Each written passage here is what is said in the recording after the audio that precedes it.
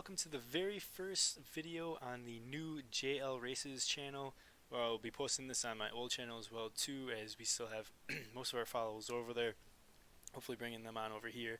I'm extremely excited to be doing my first ever season preview video, and really looking forward to this year in general, about talking about the individual races a little bit more, some of the inner workings of Indycar and the things that are going on, news and notes, all that kind of stuff like that. It really is something that I enjoy talking about, and decided to try and start an outlet to be able to have others join in on the conversations about some of those things. So the 2022 season was, I thought it was a very good season, and there was a pretty good mix of winners in there. Obviously, a lot of Team Penske and Chip Ganassi Racing to be expected. But within that, you had the likes of Alexander Rossi getting a win for Andretti, Colton Herta won for Andretti, and then obviously Pato won twice for Arrow McLaren. So I think Arrow McLaren is going to be an interesting team. We'll get to them. We're going to do the team by team breakdown a little bit for the drivers, all that kind of stuff like that. I want to talk. Where I was going was, I thought the 2022 season was very good, and I think 2023 has the chance to be even better. And later on in the video, we'll do kind of a championship, who I think is going to win the most races, that kind of stuff like that. Maybe you'll get a feel for that as we go through some of this. But so this year, spring training, like the official IndyCar spring training, took place at Thermal Club, which is in Palm Springs, California. It was a new event to them this year, something they haven't done before. It's kind of more of a track day place. A lot of people with a lot of money who have nice cars live around the facility, and they kind of run it and are part of that club. But IndyCars had a lot of high remarks for it, said it was very welcoming, the people were very welcoming, and loved that IndyCar was there. Naturally, the conversation started right away about having a race there. Personally, from looking at the track layout and all that kind of stuff, I don't think it would be a very good race. Having said that, I don't think it's a bad idea to have spring training at a place like that. I do think there are some things that need to be worked out and used as learning experiences from this year, as far as getting the ability to have more people there that could do content, whether it be fans or whether it be IndyCar itself. I do understand that it's not always the easiest thing to do, but hopefully some things were learned from being there this first year that they can utilize and incorporate in next year's preseason testing, assuming they go back. That would enhance that experience for the fans as well too, since it's going to be tricky to have fans there. But overall, I thought it was really great. And then obviously they had a second test at Sebring on the short course, which is pretty standard. That one wasn't a full IndyCar field, more just some of the teams were there to do that test. Some real quick thoughts from it. And Andretti Autosport, hopefully, from the looks of it, sorted themselves out a little bit. They were obviously in quite a slump last year with their best placed driver, Alexander Rossi, in 9th, and Colton Herta in 10th, which is not good for the two of them, even though they both were able to capture wins last year for the team. It seemed kind of usual players, but some surprises that were in there were Christian Lundgaard and Callum Ilott. They were pretty consistently quick over the two days there. This is at Thermal, I apologize. And then at Sebring, Andretti Autosport again did their thing and were towards the top of the timesheets for the teams that were there for that test. We're going to switch and start going into our team-by-team breakdown here. We're going to start at the top with Team Penske. I don't think that's any surprise there. Probably spend a little bit more time, obviously, on the heavy hitters, and then as we get down towards the bottom, kind of some thoughts and wishes for those drivers and teams as they head on into the season. Team Penske, probably you could argue the strongest driver lineup that they have had, certainly in IndyCar, but really in quite some time. Obviously, the year that Will had last year, the consistency, yes, he only had one win, but he did have 5 poles, which isn't all that uncommon for him. He broke Mario Andretti's all-time pole record at the very last event in Laguna Seca, which was very awesome to see. Will is no doubt, one of the fastest people ever over one lap, and he proved that, obviously, by winning that or taking over that all-time pole lead. One thing noticed too to talk about is Will is at 41 wins, so he is one win behind Michael Andretti for fourth all-time in IndyCar as far as wins goes. There's a good chance, obviously, that he could get 2 wins and pass Michael. Will's, you never know with Will, kind of up and down. Obviously, he had a different mentality last year about taking what the car would give him and collecting as many points as possible, and you saw that get him to a championship. The one thing about that, though, is if you look at his teammate Joseph Newgarden, who had 5 wins last year and arguably should have had 6 wins with the unfortunate DNF at Iowa 2, um, he still was in the mix till the end, and not the double points mix where it's like, hey, he's 85 points out, so like mathematically there's a chance, but realistically he's not going to get it. Something like that. He legitimately had a shot to win. So it does show you that winning races makes a really big difference, especially with how competitive the field is. As I was saying, you've got Team Penske. They have a very strong lineup. Ganassi, very strong lineup. Andretti, if they sort their stuff out, could be a pretty darn good lineup. And obviously McLaren, with the addition of Alexander Rossi, very good lineup as well too. So winning races is going to be really, really important because you need to be finishing in the top 5, and that's not going to be an easy task for a lot of these drivers, which for us as fans should make this season really entertaining. I honestly don't have a clear-cut favorite to win this championship in any way, shape, or form. But going back to Will, so again, he had an incredible year last year and got his second championship, which is really great. He got the pole. He's got the chance to move up to 4th all-time in wins list, and I really think that it's showing how great Will Power is. I think sometimes we forget about how many races he's won, how great he is, and how long he's been as good as he has been too. I think obviously in the last couple of years he's had a lot of gremlins and things go against him kind of deal, so you felt like maybe he's losing it a little bit, and I think last year proved that that's not necessarily the case. So yeah, I think that it really showed that Will hasn't lost a lot of his pace, and he's taken on a different mentality when it comes to the championship. So we'll see if he continues that trend this year and how that pans out for him. We're going to move on to the bus pros now for Team Penske, starting with Joseph Newgarden. Obviously, as I mentioned, he had a fantastic year last year with 5 wins. I know missing out on the championship certainly still irks him, but um, he's just unbelievable. And I will admit, I try not to be biased when it comes to him. I am a fan of his, but he is really just one of the best drivers in this series. He's good on any type of track, can win anywhere. And I think this is really evidenced if you look back at his Team Penske championship standings starting in 2017. So he won 2018, finished 5th, 2019 won a championship, and then has been second every year after that. So if you do the math over those 6 years, his average finishing position in the championship is 2.1. So when you do the whole championship talk about who's your favorite and everything, it's so incredibly hard to not put him at the top of the list with that finishing position. Last year he had a brand new race engineer, and that seemed to not be an issue. He has another new race engineer this year, so curious to see are they able to get on as well as the two did last year and really tally up those wins. As I was stating, wins are going to be really, really important, I think, to be able to have a good shot at this championship. So, I mean, you could go on and on with the superlatives of Joseph Newgarden, but again, he's going to be there. It's just the facts of how it goes. Like he's that good. So we'll move on to the second bus pro, and that is Scotty McLaughlin, who got his first win last year in the first race of the season where we were headed. So he gets to go back as a defending race winner, which is pretty cool. He ended up having 3 wins last year in total. And I felt that Scott really, especially towards the end of last year, found his groove. And he is showing IndyCar Nation how fast he is, why Team Penske believed in him, why they brought him over here to do this. His speed is really, really impressive. And his racecraft is getting just as good. So him and Joseph, I think, are going to be in quite the battle till the end of the season to be able to see who wins the championship.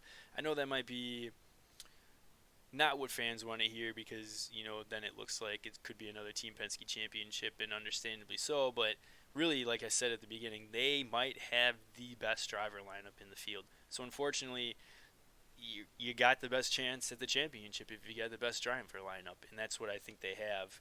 So I expect another really great season out of Scott. I think qualifying wise, I mean, he had 3 poles last year as well, and converted 2 of those poles into wins. But I think he'll be able to add a few more to that tally this year, but I think more importantly, he's looking at wins. I think he knows that he needs to keep pace with Joseph to be able to have a real shot at this championship. So it's so cool their dynamic that off the track they're able to do the bus bros and have such fun with it and really engage the fans. I think it's been really great to bring out the personality in Joseph. And then they get on the track and you look at like the Texas race where Joseph steals the race from Scott at the very end, and they can just go at each other. I was at the both Road America, but also at Gateway last year too, and watching the two of them race at Gateway for the win was super cool as well too. So the fact that they can race that hard on the track and then have the relationship they have off of it is really cool for us as fans. So moving on to Chip Ganassi Racing, again, do feel that they have a very strong driver lineup. I think one of their biggest weaknesses for 2022 was qualifying. They seem to have a lot of issues, especially Scott Dixon had quite a few starts where he was, P15 and behind, and really they were behind the 8 ball. Ericsson seemed to be the best qualifier out of the group last year, consistently. Plu seemed to find speed. He had good race pace.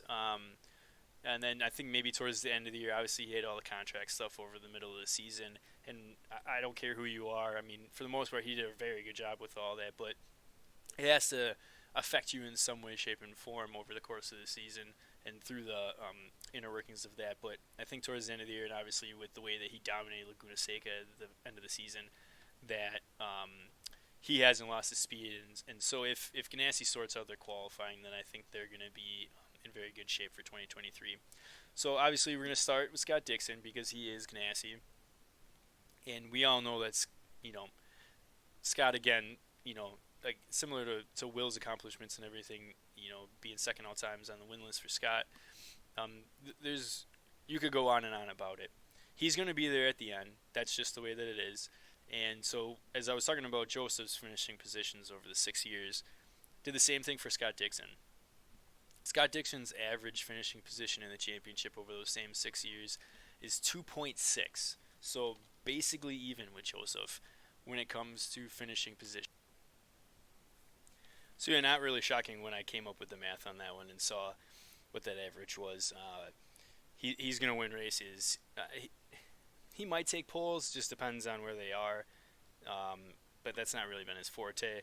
But obviously he'll win races and be there in the championship at the end of the year. Pelu, obviously this is going to be an interesting dynamic. I mean, he showed at Laguna that he has the pace and he wants to win for Ganassi. And it seems like they have mended that relationship, whether that's true or not, or they're just saying all the right things for the media, who knows. But obviously he's on his way out after this year and going to McLaren to race for them. So it'll be interesting to see how that year goes for him. Ganassi wants to win, and obviously do it for the sponsors. So there's a chance that everything's fine there, and they just end up having a normal season, no issues or anything like that, as far as that goes. But it will be interesting to see that if, say, late in the year, something like that Pelu is, say, in a championship fight with Dixon or Ericsson or something like that, who Ganassi backs in that, considering everything that happened and the fact that he's out the door. If that situation were to rise, I'd be curious to see how that's handled. Obviously, Marcus Ericsson had the very big win last year in the Indy 500. It was very cool to see him. I thought I didn't pick him, but I did during all the practice sessions and everything last year. I did think he was one of the stronger cars. He seemed like he could put it anywhere. He had good speed. Obviously, all the Ganassi cars were very, very good at Indy last year. And Scott Dixon might have thrown away his really best chance at his second 500 outside of 2017. But Ericsson got the win. It was really cool to see. It was a great race. Obviously, him and O'Ward at the very end, very, very cool going into turn one. This is the Indy 500. We're going for it, and that's what you love to see. So he showed pace throughout the year. Was kind of consistent. Unfortunately, as the year went on, the consistency was still there, but the consistency of like getting on the podium, 4th place turned into like 6th place. So he kind of faded in the championship a little bit. So I think he knows, similar to what I was saying earlier, you got to win races. Like, I know, again, Will won one race, but if you're not winning, you need to be on the podium. You can't be finishing 6th and 7th and think that you're going to win a championship doing that. You got to be getting podiums. Ganassi's fourth car is being split, so it'll be Marcus Armstrong, the rookie from New Zealand. He will be driving the road courses. Takuma Sato for the ovals, obviously, with the package that Ganassi had at Indy last year, like, and then how good Sato is at Indy, like, that's going to be very, very intriguing to see. Certainly going to give them 4 really, really good bullets to try and win that race.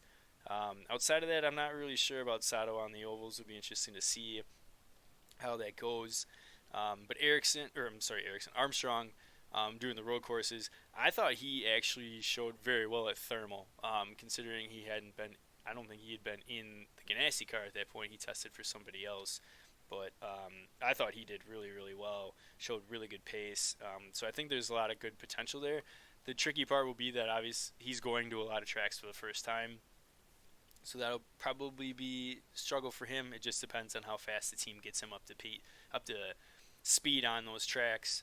What they have as a package as far as what they roll off for the weekend, all that kind of things. But I think there's some good potential there. So maybe after this season, if he goes full time, then you might see really that kind of blossom there. Moving on to Andretti Autosport. We kind of talked about them in the beginning, obviously with preseason testing and whatnot. It seemed like maybe they've sorted out kind of their issues and everything like that. They're a very interesting team because, again, it's going to be really hard for anybody to dethrone Team Penske and Ganassi. But get up there and challenge and make it a little bit more tougher for those guys to win races would be something really great to see. Starting with Colton Herta, obviously blindingly quick. But Colton's always had consistency issues. It was that way in Indy Lights. Still kind of been that way in IndyCar, where pushes too much at times when he doesn't need to push and ends up making mistakes that aren't needed. It costs himself wins. You think obviously back to Nashville, he had an incident in Long Beach. I'm not going to say he was going to win that race last year for sure, but he would have put himself in a very good spot to be able to win that race, certainly. So I think for him, it's kind of harnessing that speed and making sure that it's there every weekend and that you capitalize when you can and don't overdrive in certain situations. I think it's the biggest thing for him. Roman Grosjean, is he going to get a win? He's been quick. Obviously, last year was a little bit of a struggle. He showed pace at times, but for the most part, it was a struggle. I don't know. I think a lot of people have him pegged to win one or multiple races this year, and to me, I'm not sure I see that. The talent is there at times. I don't think it's consistently there. So I'm not really sure how to put with him.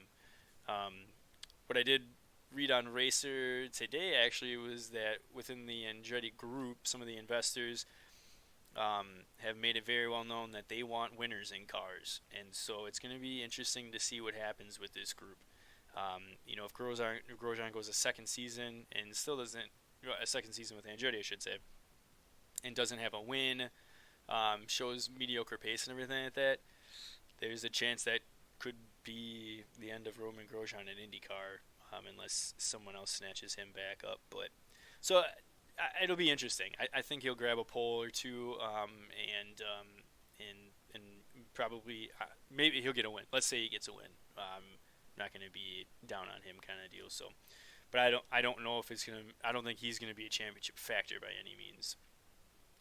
Kyle Kirkwood, obviously he had a rough rookie season last year with AJ Foyt as far as crashes go and everything like that. But the kid is super, super quick. Like, he's super quick. He did things with the Foyt car that you are not supposed to do, and unfortunately made rookie mistakes. Probably pushing harder than he needed to, and when he was already in a position that was better than Foyt had been in a long, long time. So now transitioning to Andretti Autosport, better cars, obviously, like I said, and have repeated, if they've sorted out kind of their issues that they had last year. And he showed a thermal. He's very, very quick. This could be a really potent punch with Herta and Kirkwood, not only for this year and on. Obviously, with Herta, it depends on whatever happens with the Andretti F1 saga kind of deal like that. But assuming that doesn't go through, Herta and Kirkwood could be a very, very dangerous combination going forward. So very interested to see what Kyle does. I do think Kyle gets a win this year. Where, I'm not sure, but I do think that he gets a win this year. I certainly would take Kyle. I would certainly pick Kyle winning a race before Roman does. That's just the way I look at it. So, and then Devlin, kind of similar to the Roman thing of like you need to win. That's what they want. I don't think Devlin's going to win races. He's certainly not going to be in a championship fight. But I think he just needs to be able to get consistently better results, be closer to his teammates. I think last year there was a big learning curve, obviously. He got better as the year went on. His first few races of the season were terrible, and there was a lot of bad stuff going around about him. But he seemed to sort it out as the season went on. So it'd be top 15s, top 12s, more that way, and continue the progression forward, and maybe that would give him a better chance at keeping that seat then going into 2024. McLaren, kind of touched on them, obviously bringing in Alexander Rossi. I think this is a very stout lineup. I think they want to go after Penske and Ganassi, and I don't think that's an out there thing to say. It seems pretty obvious. Pato, obviously, very, very quick, especially on the ovals.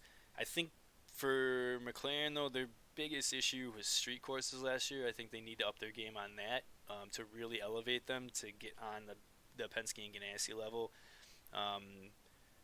And maybe then Pato can really fight for a championship. I mean, he had a pole and he won 2 races last year, which is awesome. And I think he probably could have similar results this year. But right now, he needs to be the team lead on that. I know a lot of people feel that since Rossi's got more experience, that at some point he needs to be the leader. But right now, he's trying to get his feet underneath him. It's a lot of new crew people from very different areas that are working on the car. And so I think for him, it's going to take him a few races to get kind of going. I'm also a fan of his as well, too, so I'd love to see that happen sooner than later. But I do think there's going to be a little bit of a growing period there for him. So I think Pato, he's learning to be a little bit more consistent with that speed. And I think that's going to help him. Obviously, they kind of fell back a little bit in the standings last year, but I think he'll have a shot to get back up there. Certainly, the aero cars were really fast at Indy as well, so I think it's going to be a pretty good battle between these three, and then you add Tony Kanaan in, and then with the Ganassi cars as well too. So that'd be nice. And then Felix, he's really driving for his seat. Obviously, well, not really driving for this seat, I should say, but driving for a seat. We know that Alex Palou is coming here, as I mentioned earlier, to take over his car in 2024. So Felix more than likely is out after this year. Now, whether he stays with McLaren in some other capacity in some other series is yet to be seen. I doubt McLaren's going to go to 4 cars. I just don't see that happening. So chances are Felix is driving for wherever his next seat's going to be somewhere else. But he definitely showed signs of progress last year. He had 2 poles, one on the Oval of Texas, and then at the second Indy race, GP race, I should say. So he definitely showed signs of improvement on Craig Hampson last year. I'm hoping that he can continue that. I do like Felix, and I hope that maybe he can get this thing turned around and do well. And unfortunately, it just doesn't look like it's going to be with McLaren after this year. Rahal Letterland, Lanneman Racing. They had a disaster of a year last year. So this year's lineup again of Graham, Christian Lundgaard, and Jack Harvey. I think it's pretty fair to say that Jack Harvey had an absolutely miserable year last year, which I feel like I jinxed him because he did really well in the first practice, or the first 2 practices at St. Pete, and I was like, man, I think Jack's going to have a really great year. It seems like moving to Rahal is a great thing. And then the nosedive happened, and I am going to blame that completely on me. So hopefully the curse is lifted off of Jack, and he can have some better results this year, because honestly, I think the only way for him is up after last year goes. Graham did not qualify well. And Graham's never been really a great qualifier, but last year qualifying was really bad. They were starting so far back, and he's really a fantastic racer. But he's starting so far back, it takes so much to get even to the top 8. I think that if he could qualify a little bit farther ahead, maybe they would get some better results. Unfortunately for me, between Graham and Jack, I don't see either of them winning a race in 23. Christian Lundgaard, on the other hand, I do have as winning a race in 2023. And again, maybe this is somewhat wishful thinking, considering where Ray Hall was last year. But he was really fast at thermal. He really seemed to be getting in the swing of it towards the end of the year last year. So it seemed like they found something on his car. I'm not sure driving styles, how much his style translates to either Graham or Jack, but it seemed like with Christian, he was sorting it out at the end of the year and was able to get some good results. He had the good race at Nashville as well too. So I think he will be able to put it together somewhere and get himself a win. I really do think that's the case. Moving on to Mike Shank Racing. Same lineup here, Elio Castroneves, Simon Pagenaud. Although I will admit, I do think this is Elio's last year with the team for a couple of reasons. They just didn't have results last year, and some of that is attributed to the struggles that Andretti had overall since they have the technical alliance between the two. But Elio just doesn't, for me, it's so amazing because he's so quick when he runs in the IMSA series, both DBI and then this year in the GTP at Daytona. So quick, but for whatever reason, I feel like he's really lost it kind of IndyCar. Because even, and you could argue like, well, he just won the Indy 500 in 21. And you're like, yeah, I get that. But honestly, I feel like you could put Elio in a lot of cars and he would do well at Indy. Like he understands that track and that race really well, which is why he's had such success there, and probably should have 6 or 7 wins there. But unfortunately, I think on the IndyCar side, this is probably his last year there. Obviously, with Mike Shank, and this is a little bit on the sports car side, but Tom Blomqvist is their stud. He is blindingly quick on the sports car side. Excuse me. And Shank has made it clear that he wants to put him in an IndyCar. So that test will happen at some point this year. The question just then is Tom the guy that they put in the seat next year, or do they go a completely different route?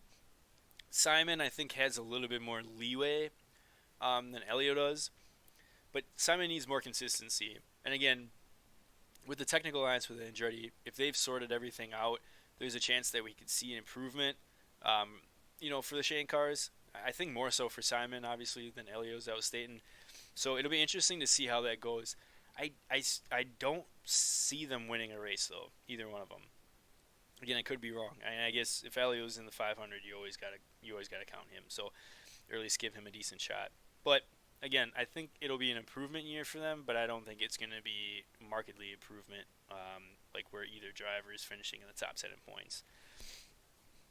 To the Juncos Hollinger Racing team. Now, this one's an interesting one to me.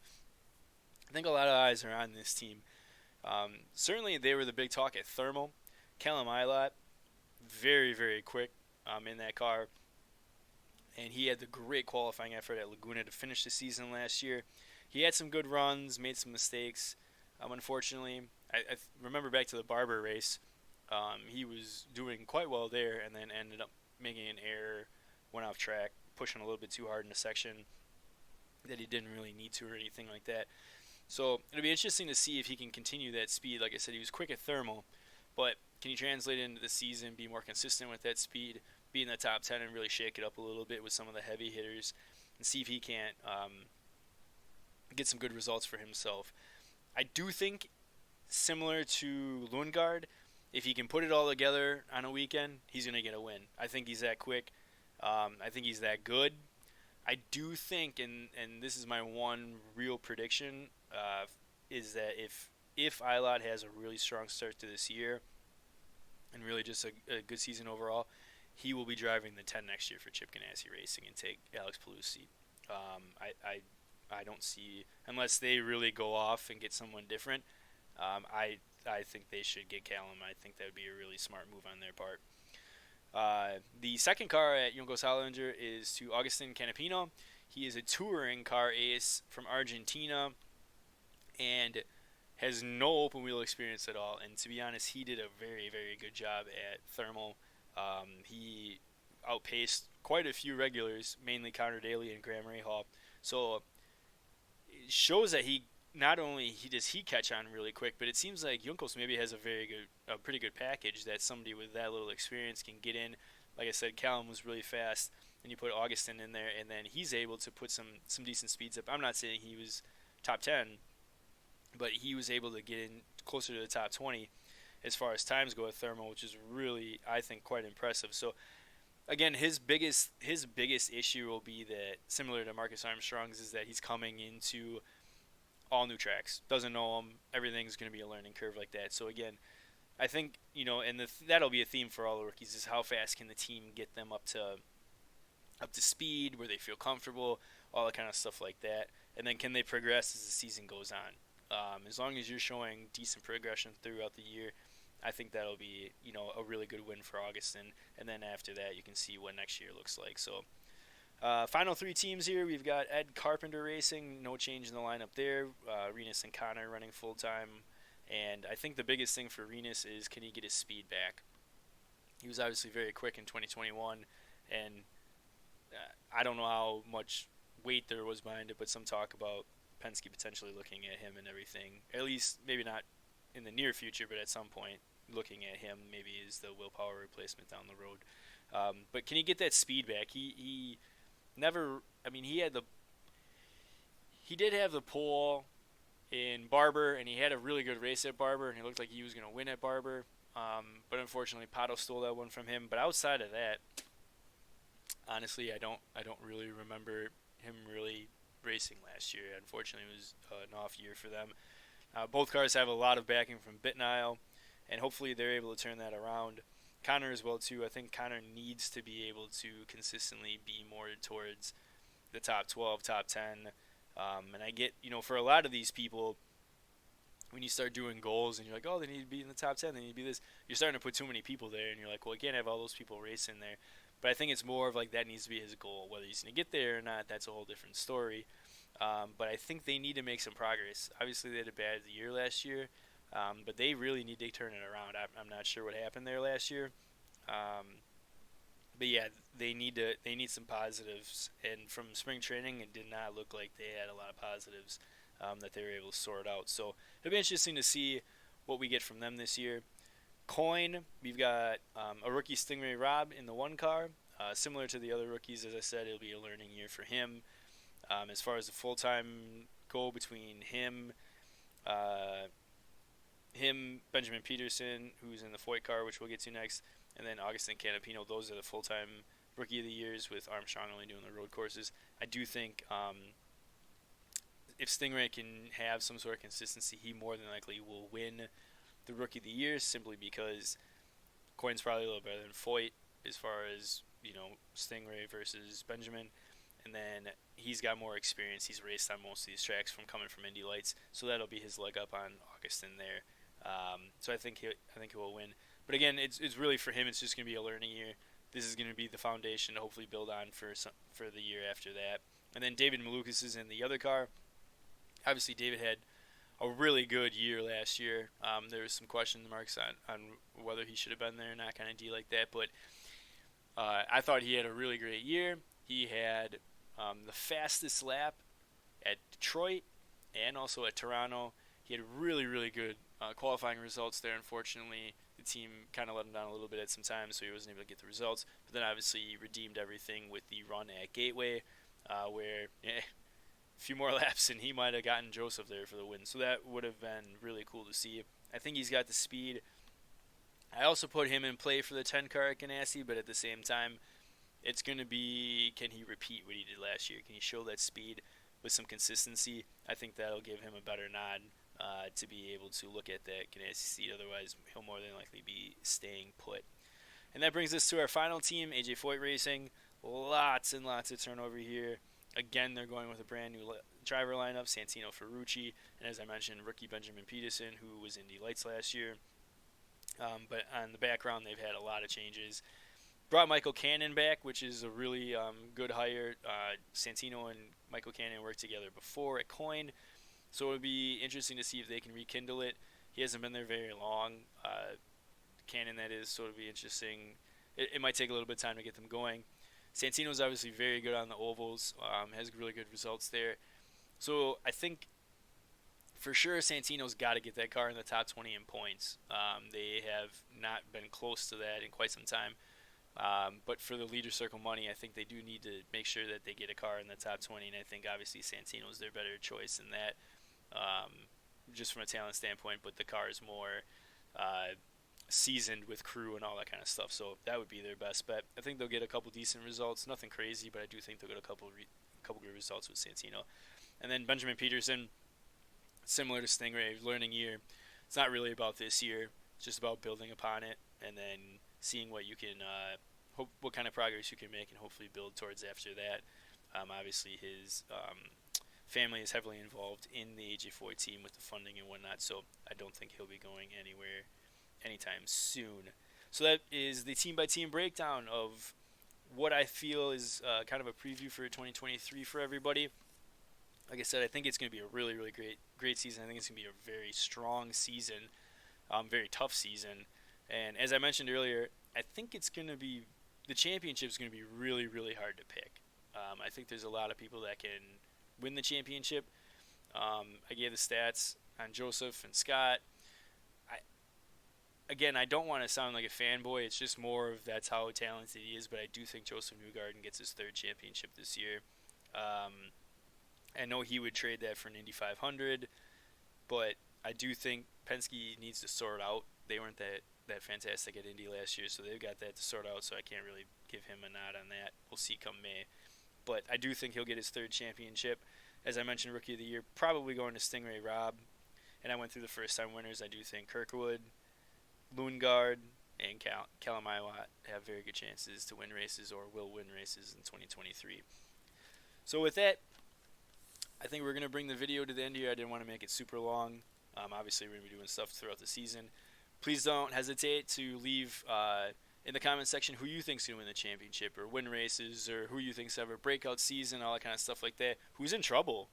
Who do you think is going to be in trouble? Did Andretti actually sort it out, or are they still going to be trying to figure it out? Same thing with Rahal too. So make sure that you comment on it. Let me know what you think about it. Like I said, I was really excited to do this video, and I hope you enjoyed it as much as I did. And like I said, I'm really looking forward to doing some of the more real-life content of the series going forward, and kind of reviews of races, all that kind of stuff like that, and have discussions about it. So look forward to talking with all of you as the season goes on. Enjoy St. Pete this weekend, and we'll see you soon. Take care, everybody.